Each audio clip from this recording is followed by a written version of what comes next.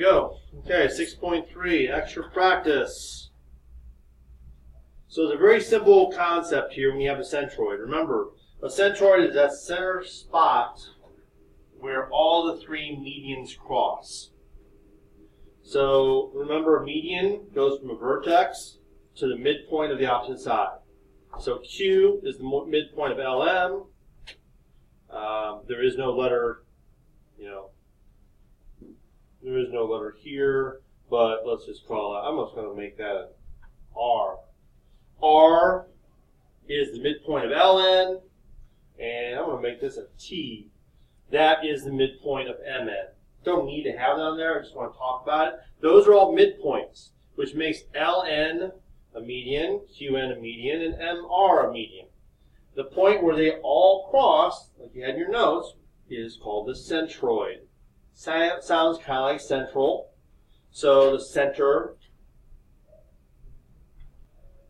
All right. So there's a very specific ratio. All right. And that's right down here. This is a very important part right here. All right.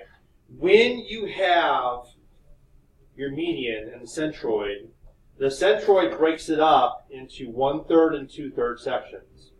So I find personally the easiest is always to find the small section. Because all you need to do is take 1/3. Oh, I don't know why 1/3 didn't show up. So PQ is 1/3 of QN. Well, it's supposed to be QP. QP is 1/3 of QN. So this little section right here, if you remember from the notes, there was a lot of stuff with colored things. That red section is 1/3 of that line. It's always, I find it easier to do 1/3 than 2/3, so I always find the small section first. So 33 is the entire section. So 1/3 of 33, that's easy, is 11. And then all you have to do is double that to find 2/3. So double 11 is 22. So QP is 11. PN is 22. The whole thing, obviously is 33. Moving on. QP, right here, is 1/3, change up the colors now, 1/3 of this. Well, QN is 45. And I've just kind of redrawn it down here. You don't have to do that. I just think it helps visually to pull it out. It makes it a little bit easier. So QN, the entire thing, is 45. Again, QP is just 1/3 of that. So 45 divided by 3, 15.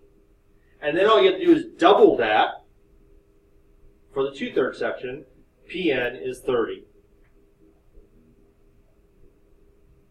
Same concept. QN, they tell us is 39. 1/3 of that is 13. 39 divided by 3. And then you just double that to get 26.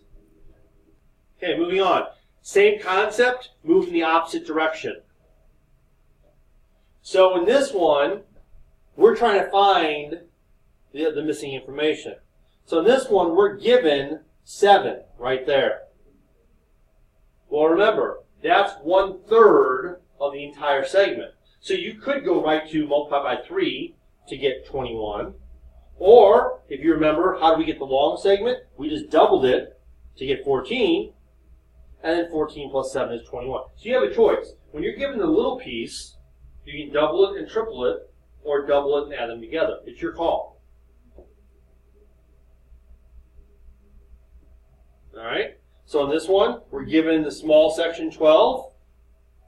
We just double that and get 24. Add them together, we get 36.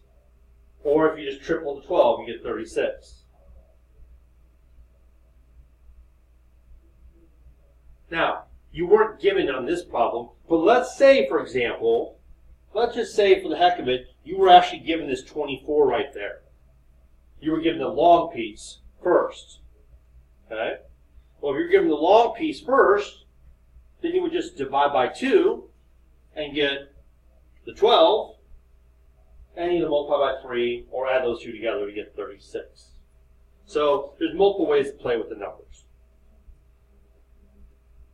And then last but not least, this is actually very easy to do. This was not in the notes. This is kind of a shortcut, though. I'm just going to show you how to do it. First, graph your triangle. So go ahead and graph your 3 points. -5, 4, -3, -2, and -1, +4. So we have D, E, and F. Now, the centroid mathematically is really easy to find. There's a harder way done in the book. You'll see it online. But this is a very easy way to do it. It's kind of like finding the midpoint when we add x and x and divide by 2. Well, here we're going to add all 3 x's and divide by 3. And add all 3 y's and divide by 3. So we take the x's, -5, -3, and -1, we get -9. Divide by 3, we get -3. Then we're going to add the y's up. 4 plus -2 plus 4, that's 6. Divide by 3 is 2. So the centroid is 3, 2. And you can see it on the graph.